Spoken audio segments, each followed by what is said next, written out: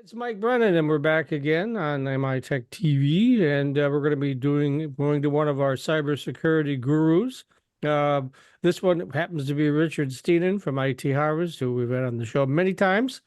Richard and I and Matt, we all go way back to the early days of the internet in the 1990s. It's hard to believe that's been 30 years. But while the internet holds lots of promise and you can do lots of fun things, it also poses a lot of cybersecurity risk, and Richard's going to be talking about that. So I guess Microsoft is one of those targets that you're going to be talking about that got hacked, or what? What exactly happened? Yeah, classic hack. And I think that the lessons we're already deriving from it is, hey, even the best of the best, which you got to admit, Microsoft's really good at securing their own environments, can get hacked because they do stupid things. And sure enough, in this case, it was a stupid thing. So Microsoft, of course, does a lot of public reporting on threat groups, advanced persistent threats, they call them, which means nation state hacking groups. And so they're in the crosshairs of those hacking groups. They want to know what they know about them and how can they, get around Microsoft protections and stuff like that. So it appears that the either the SRV or the GRU within the Russia has targeted key executives at Microsoft, and they did it by first compromising a legacy account, is how Microsoft told the SEC about it. Hmm. Um, and What once what they does got, that mean? yeah, it meant an account that had it was thrown up together, just so they could test some stuff and never put any security controls on it. No, Oh no boy. multi-factor, no nothing. But the account had admin access to, you know, like Office 365. Hmm. Not your Office 365, all Office 365. So, most massive email infrastructure in the world was completely owned for 2 months by these Good Russian Lord. hackers. And they use that time to read the emails of key executives. They appear to be looking for information on themselves. In other words, what are you saying about us internally? So it's a little egg on the face for Microsoft because that's pretty lame way to get hacked. It means that even Microsoft has trouble doing the attack surface discovery and management. That's kind of a hot topic in the industry right now. It's like, how do you know what's exposed? How do you find it? Um, and if you spend, I've always been frustrated because if you spend all of your time finding vulnerabilities and patching them, no matter how much you invest in that, you're still going to miss. You're going to miss something, right? And even if you knew all of your resources, all of your exposed applications, all of your computers from IP address to MAC address, and none of them were vulnerable to anything that we know about, they were all patched and up to date, you would still be wide open to all zero-day attacks, which are by definition vulnerabilities and exploits that are known about yet. So, and Microsoft's just demonstrated once again, it can happen to anybody. And that's why you need layers of defense, right? It's like you got to ask yourself, well, what happens if there's a server out there that has admin access? We can't find it. We're just a security team. There's hundreds of thousands of developers creating stuff all the time at Microsoft. Um, so let's just figure out a way to, I don't know, do behavior analysis on people reading email. Why would they be searching for that topic on multiple email boxes? Lots of Hmm. solutions that they could be deploying. I certainly hope that somebody's head rolled on that one. Do we know that for a fact? You're muted there, Richard. I kind of doubt that they would disclose that, but somebody might have leaked it to a media person, I suppose. If somebody gets fired, we'll find out because Yeah. yeah, because somebody on the team will mention it. I And yeah, mean, is that something that's actionable in court on liability? Could somebody that had all that information exposed to these brewskis, could they then sue Microsoft? Is that some possibility? well, in this case, the target was only Microsoft employees, Oh, okay. so there wouldn't be any suing going on. But there've been plenty of instances of Microsoft vulnerabilities, leading to massive breaches. But I'm not sure if Microsoft's ever been sued for that. It's probably a pretty good assumption that they've been sued for everything there possibly could be. So That's it. Yeah, I'm sure they got a if million you're lawyers, right? if you're the largest or most highly valued publicly traded company in the world and in history, you're going to get targets from, the hackers and lawyers. Uh, I remember back when I first started out, they were just a little organization with, Steve Ballmer at the top and of course Gates, the what was it, Harvard dropout or whatever he was. But I mean, Yep, I yep. I I lived in Seattle for 7 years, so I didn't know Oh, the really? family, but I knew the story that, Sure. for the first 7 years of Microsoft, his dad and mom paid all the bills while he was developing. I mean, that's a luxury that few of us entrepreneurs have, right? So. That's right. Good point. Good point. And in another Seattle company, Amazon had a similar startup story. His parents put Oh yeah. 250,000 into Jeff Bezos' startup And sold called the stock, Amazon. I'm told, right? Oh my They God. well, we don't know if they've sold the stock, but if they still had it, its current valuation would be over $25 billion. Well, it's a Oh my pretty good Lord. ROI, Yeah. yeah, Yeah, so yeah. So yeah, so that's the secret to being wealthy in your old age is have a son or daughter that you finance and they pay you back. yeah. And then some. Holy mackerel. That Yeah, sounds like, Matt's got a couple of kids like that. I mean, who knows, right? They there could, you go. Yeah. loan them a little dough and there you go, right? So, There you All go. right. Yep, yep. Well, one of the things, Richard, I wanted to talk to you about, I've seen a lot of it in the media lately, and I personally have gotten a couple of these letters from vendors of healthcare companies with breaches of healthcare information. So, what's going on there? Yeah, that's interesting because my wife was just telling me that on what's the neighborhood social media platform, whatever Next it's called, door. next door, same thing. Everybody's complaining about all these coming in. So I think it's actually very similar to another topic we could talk about today, which is Sweden got hacked, and it's because of the healthcare organizations are poorly protected.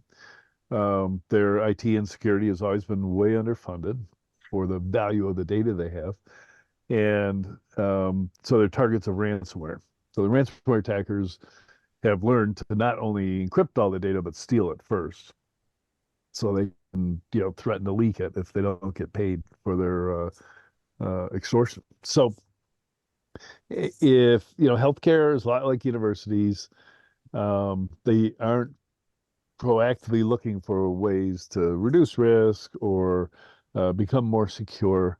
So they sit here, right? The regulation was passed, the HIPAA was passed, probably 20 years ago.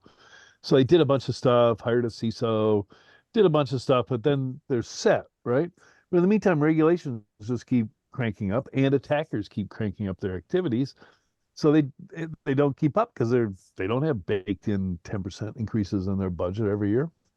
So they're just totally unprepared to defend themselves against pretty lame attackers, right? Guys who are doing affiliate networks with the people who actually create the ransomware in the first place. And so it's really plug and play to attack. So everybody's trying to find targets. So they find the stupid hospitals and attack them, and then eventually leak them. And then the hospitals have to, at great expense, communicate with everybody whose records were touched and tell them what happened. But what the heck can you do with a health record, though? I mean, if somebody gets the files from a knee replacement or something, I mean, what value is that? Yeah, I totally agree with you. There are some cases where you might have an embarrassing ailment that you don't want the world to know about. Yeah, okay. well, Matt's got You bionic knees now, but I mean, other than that, I mean, know, Yeah. That and is now why we I know. picked that is why I picked that example. Yeah, Yeah, right. yeah, yeah. Technically, from the healthcare provider's point of view, those are HIPAA violations, and they could be whacked with hundreds, if not millions of dollars worth of fines. They aren't, Mm. they are for specific ones, right? Where in a elevator, two doctors talk to each other about a patient. If somebody overhears that, they could have a HIPAA violation. It's pretty draconian. So yeah, I agree with you. It's no big deal if they get access to your, my Beaumont chart, for instance. Maybe they can get access to your method of payment because you Yeah, pay your okay. bill. So I think that's where they're targeting. Certainly, they get your name, um, your ailment, name of your doctor, so they could really fish you well, right? They could say, "Hey, reaching out from your doctor so and so's office," You and have a balance with us, and then you go, oh heck, I'll just pay it online. Right. right, Okay. exactly, Yeah. yeah, yeah. So, Well, I don't think but that's you're right. really the target. I think it's more of they have the records. We're going to blackmail you that we're going to release the Right, records unless you give us $1 zillion or some crazy ass thing. So, yeah. but I mean, because I mean, going after individual patients, that would be very time consuming. So, but Oh, but speaking there of, are go ahead. plenty of people who've got the time to do it. So they do. The guys who steal the data sell it to somebody who monetizes it. Yeah. Speaking of Sweden, you were saying when we first started out that those darn Swedes weren't getting paid because of this. That would Yeah, probably aggravate a person or two, right? You know? yeah. So we switched from talking about hospitals, but the entire government of Sweden was hacked. The administrative side of it. I think it'd be like our maybe Office of Management and Budget getting Hmm. attacked. But evidently they haven't been able to, write payroll checks for a week now, Mm. Oh, good and Lord. they're projecting several weeks before they're able to get back up and running. Oh, not good. Yeah, that's going to be pretty bad. It reminds me of we've talked a lot in this program about having backups of your data, which is a really good defense against that ransomware. But the other thing is backup of your systems. So, for instance, if you're a retail store owner, right, you got a little shop, single shop, mom and pop, you've got a cash register, and then you upgrade it to the latest thing from Square or whatever the cool thing is. Do you really want to not sell stuff if there's a snowstorm and the power goes out? You can't sell stuff because you don't have any way to take money because your cash register is closed. Or would you plan for that and have, a lockbox so you could put cash in handwritten receipts, and you could sell the de-icer, the rest of the stuff that your shovels that your customers might need. So all the way to Ukraine, who of course attacked the same guys who uh, attacked Microsoft and shut down their power grid. The post office went all the way back to manual systems when they did that. The power grid came back up fairly quickly because they still had manual overrides for all of the big power switches, things Hmm. that we don't have in this country anymore. If we got hit by something like that, it'd be even a worse disaster than happened to Ukraine.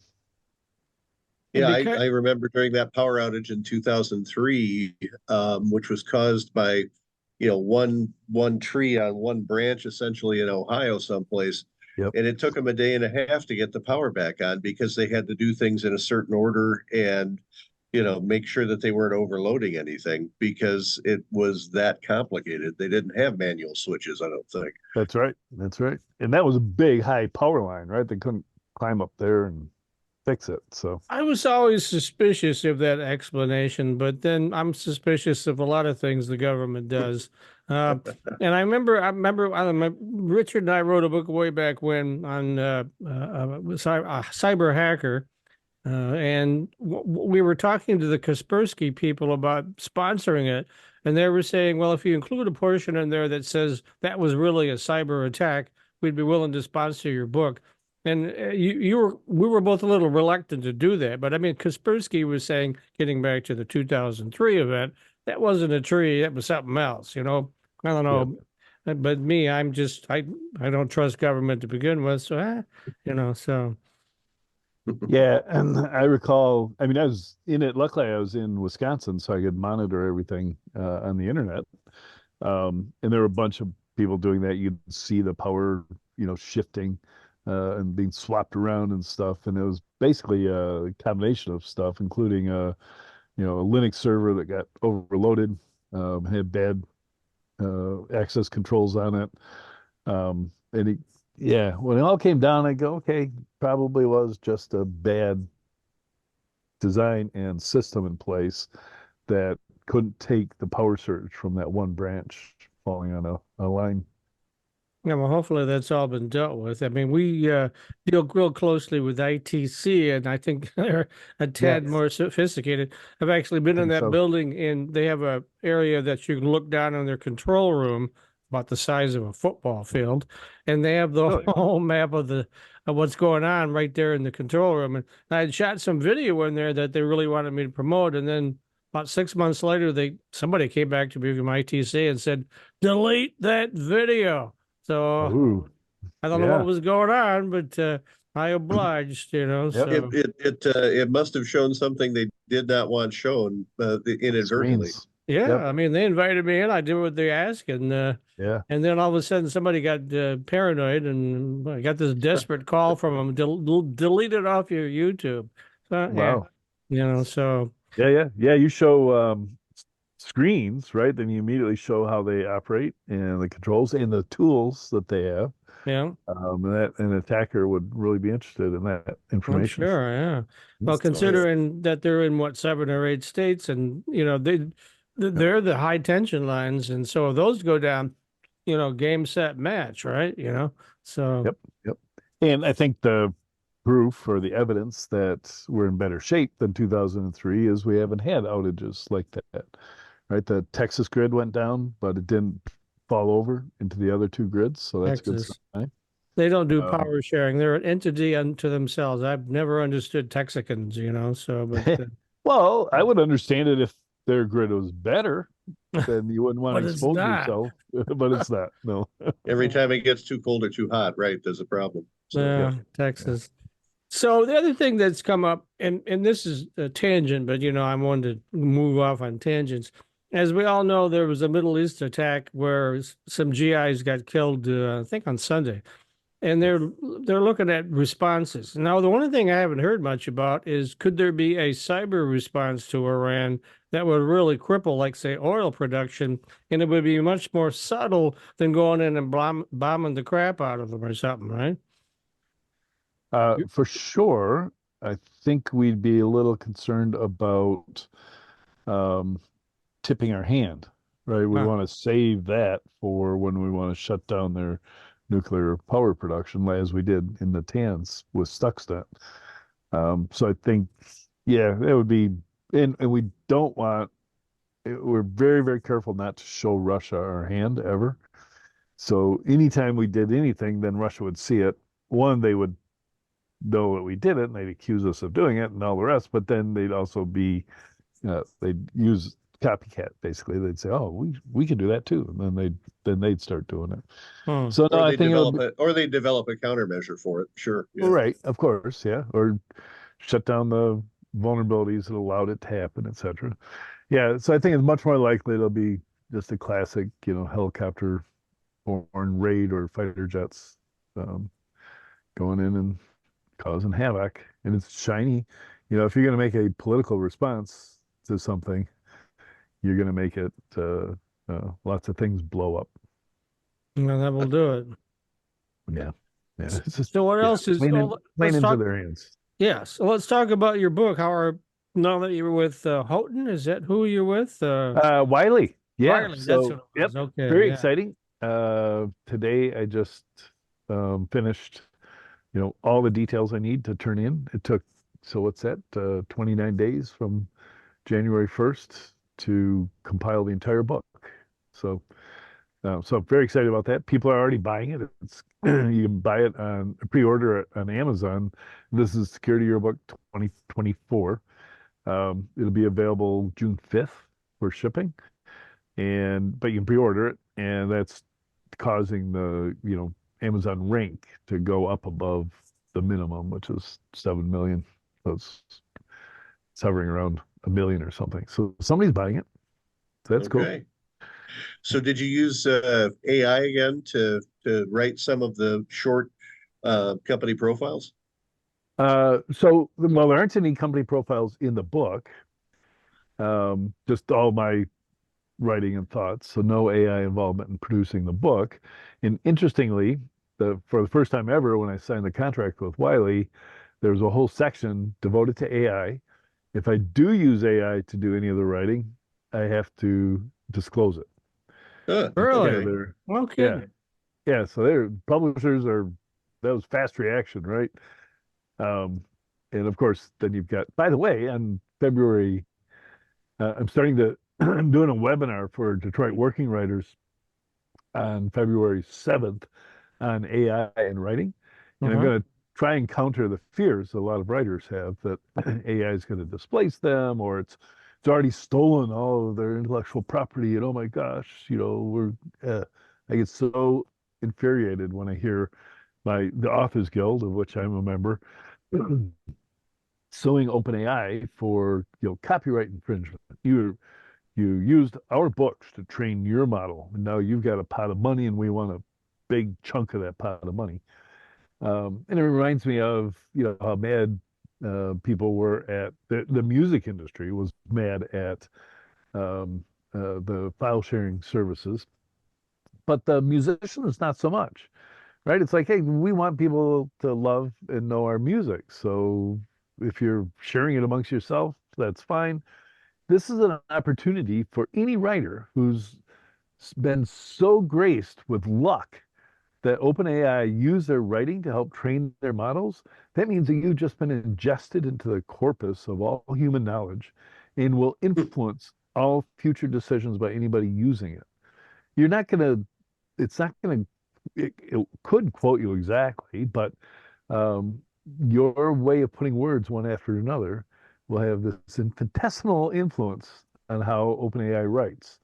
And that will go on to have influence on humans. And you will have more of an impact thanks to OpenAI than the 150 people who bought your book on Amazon.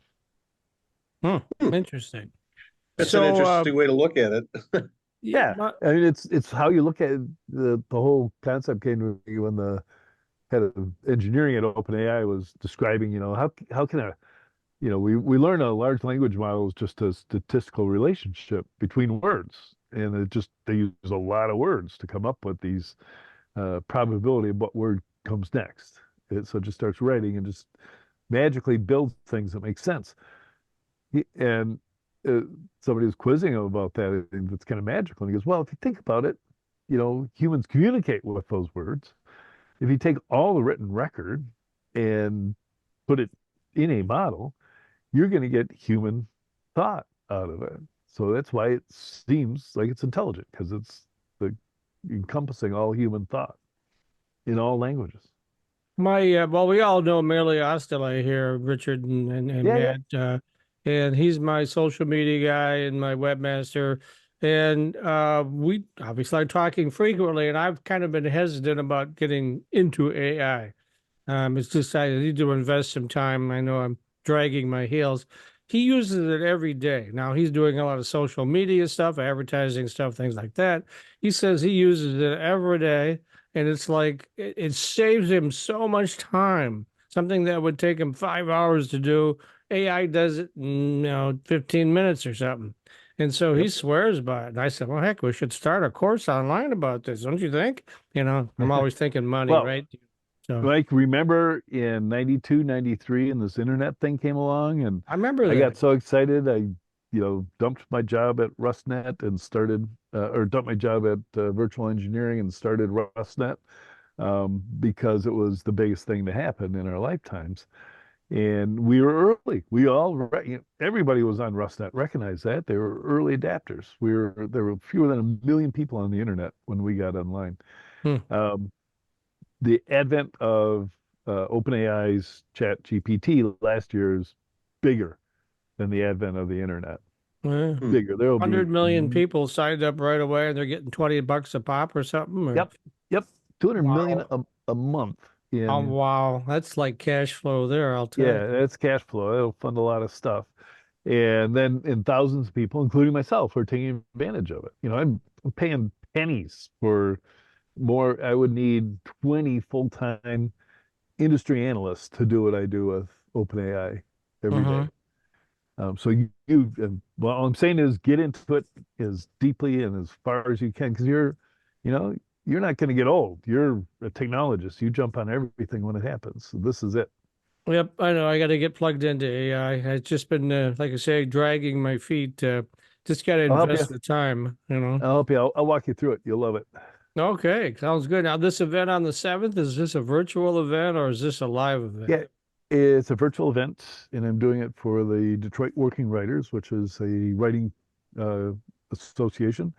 It's the oldest writing group in the country. It's, I think, going to celebrate its 116th year or something like that. Wow.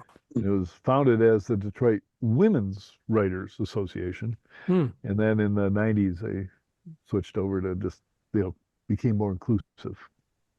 Oh, nice. Included the men. So send me an invite on that. I'd love to check that out. Okay. Yeah, so would Awesome. I. Absolutely. Awesome. Will do. Coming down to the final stretch here. So anything else you want to touch on the next 2, 3 minutes? Yeah. So, we've heard a lot about a recession that just has never materialized, Yep. right? Looking around, no Petered out. recession. Yep. That's Been it. 4 or 5 years that you've been talking about it. Where the heck is it? Last year was, a very, very slow year in the cybersecurity industry. I think there's going to be a backlash this year. So instead of laying people off, companies are going to be struggling to hire people. They won't be able to hire them fast enough. Mm-hmm. So stand back. If you're frustrated trying to find a job, it's going to get a lot easier. So don't take the first job that comes your way. You can afford to be a little picky.